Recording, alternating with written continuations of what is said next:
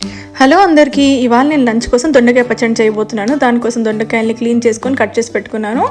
ఇంకొక కడాయిలో ground nut oil వేసుకుంటున్నాను. వేడెక్కాక కొద్దిగా జీలకర్ర, కొద్దిగా మినపప్పు వేసుకొని కొద్దిగా వేగిన తర్వాత కారంకి తగినట్టుగా 10 నుంచి 15 పచ్చిమిరపకాయలని వేసేసుకొని బాగా వేయించుకోండి.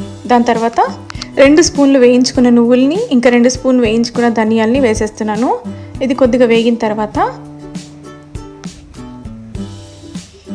దొండకాయల ముక్కల్ని వేసేస్తున్నాను. బాగా కలిపేసుకోండి. కొద్దిగా ఉప్పు, పసుపు వేసేస్తున్నాను. ఒకసారి బాగా కలిపేసుకున్న తర్వాత మూత పెట్టి మధ్య మధ్యలో కలుపుతూ ఉడికించుకోండి. దొండకాయలు కొద్దిగా వేగిన తర్వాత నేను ఇక్కడ 2 మీడియం సైజ్ టమాటోస్ని కట్ చేసుకొని వేసేసుకుంటున్నాను. ఒకసారి అన్నీ బాగా కలుపుకొని మూత పెట్టి ఉడికించుకోండి. టమాటాలు కొద్దిగా వేగిన తర్వాత నేను ఇక్కడ తరిగి పెట్టిన కొత్తిమీరని వేసేసుకుంటున్నాను.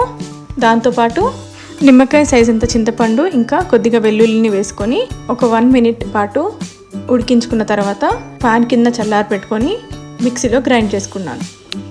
తాలింపు కోసం కడాయిలో నూనె వేసుకొని నూనె వేడెక్కాక కొద్దిగా మినపప్పును వేసుకుంటున్నాను. తర్వాత ఆవాలు, జీలకర్ర, ఇంగువ వేసుకుంటున్నాను. దాని తర్వాత కరివేపాకు, ఎండుమిరపకాయలు ఇవన్నీ వేగిన తర్వాత పచ్చడిని దాంట్లో వేసేసుకోవడమే. ఇది all kinds of tiffins and రైస్లో చాలా బాగుంటుంది. కుదిరితే లైక్, షేర్, సబ్స్క్రైబ్. బాయ్.